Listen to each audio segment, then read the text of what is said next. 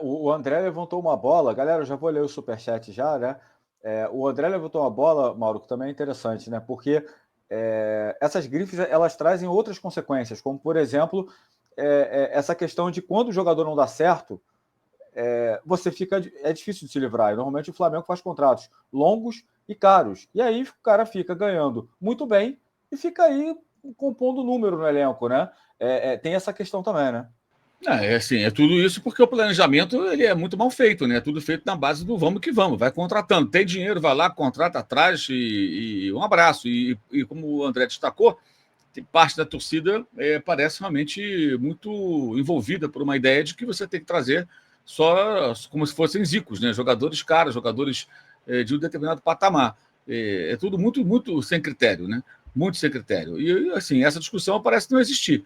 Parece não existir, porque vai lá, vamos buscar um jogador caro, não importa quanto custa, fala-se de milhões de euros como se fossem centavos, e nada parece fazer muito sentido, né? Nada parece fazer muito sentido. Repito, não, nada contra o Vinha, pelo contrário, mas não entendo toda essa voracidade do mercado por um caro lateral esquerdo, quando você já tem um lateral esquerdo que foi mal em boa parte do ano passado, segundo semestre, mas é um cara jovem que foi para a seleção.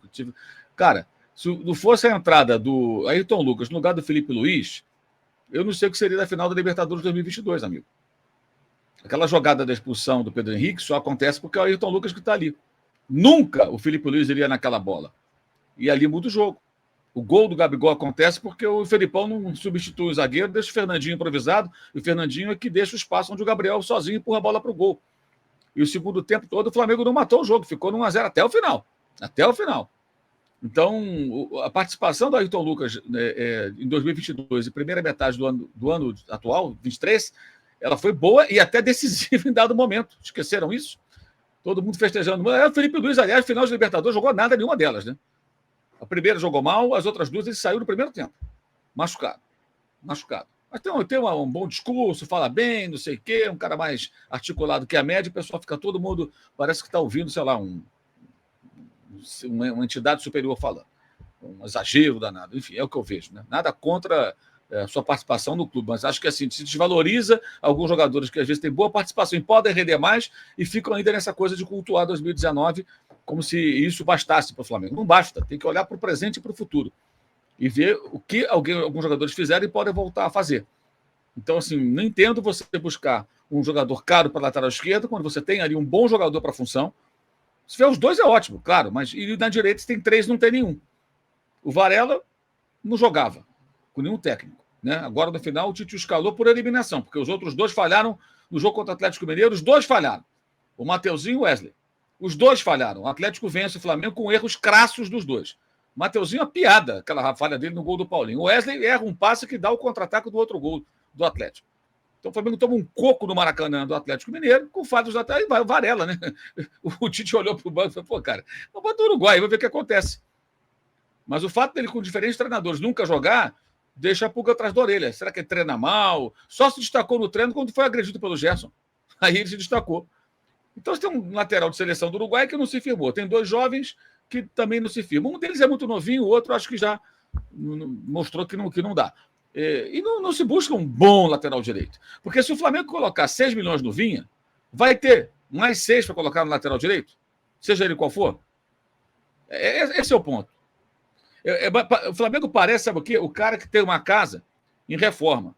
Na sala, ele tem televisão de 78 polegadas, sabe? Ar-condicionado, um sofá maravilhoso, mas ele dorme no chão, ele não tem a cama, dorme no colchonete. No quarto dele não tem um colchonete. Ele não tem uma cama legal para dormir. Mas a sala é espetacular.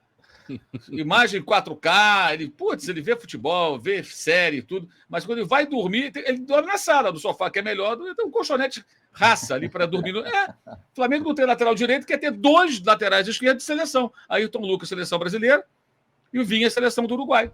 Aí uma outra questão também, que eu acho que tem que ser pensada. Até falei isso outro dia sobre o Scarpa. Um ponto positivo para o Scarpa, ele não é convocado. Um ponto positivo para o Fausto Vera, que se especulou, que é jovem, E é um bom jogador. Jogou bem com o Vitor Pereira, com os técnicos brasileiros desse ano agora. Ele não foi bem no Corinthians, ficou reserva e tal. Mas é 3 anos mais novo que o Thiago Maia. É um jogador que pode ser trabalhado, jogador alto, chuta bem de média distância. Pode ser interessante, não sei. Mas qual a vantagem de um cara desse? Também não é convocado. Ou seja, são jogadores de um bom nível que, de repente, não vão desfalcar tanto. Você tem que pensar um pouquinho nisso também. Não significa que não vai contratar o cara porque ele é convocado. Não vou trazer o De La Cruz, que ele faz. Não, não é isso. Mas se você tiver alguns caras não convocáveis de bom nível, isso ajuda também, porque você não perde todo mundo na Copa América, que vai ocupar mais 9 datas, né? Nesse ano que vai entrar. Eu acho que isso tudo seria planejamento, você pensar nisso, né? Ó, esse aqui dificilmente é chamado, esse cara aqui é bom, esse aqui tem uma boa relação custo-benefício, não é um cara tão caro, mas vai atender, vai compor bem, segura a onda. Mas não, assim, é tudo meio louco, é tudo meio... sabe, porque, vamos botar a ponta do lápis aí, se for contratar todo mundo. 16 milhões de dólares pelo De La Cruz. Isso dá o quê? Uns 14 milhões de euros, por aí. Vou botar 14 milhões de euros. 6 pelo Vinha, já foi a 20 milhões de euros. Aí tem mais... vamos botar 5 no Léo Ortiz, vai a 25. Aí o Scarpa custa o quê? Estão pedindo 6. Que fecha em 4, 29. Cara, já passou de 30 milhões de euros aí. Para 3, 4 jogadores. E sem lateral direito. E continua sendo lateral direito. E vai trazer só um zagueiro. Né? Perdeu o Rodrigo Caio, traz o Léo Ortiz, vai ficar com quem está lá? Outra questão, eles não conseguiram até agora soltar alguns jogadores pouco utilizados, caso do Pablo. Porque se você é bom de mercado, você vai conseguir fazer uma negociação, convencer alguém a levar. O cara tem mercado, não é um zagueiro desprezível, pelo contrário, vai ter gente interessada, mas não consegue fazer um bom negócio também de soltar um jogador ou outro. Está todo mundo lá, pela situação que o André destacou. Os caras estão lá porque estão ganhando em dia, ganhando bem. O cara vai sair para quê? Se o cara estiver muito afim de jogar, ele fala, cara, eu quero jogar. Não me interessa ficar aqui ganhando um salário mais alto, então eu topo até ceder um pouquinho para ser titular no outro clube, onde eu possa jogar regularmente. Você viu o Rodrigo Caio? O Rodrigo Caio não quis ir para o Cruzeiro no meio do ano.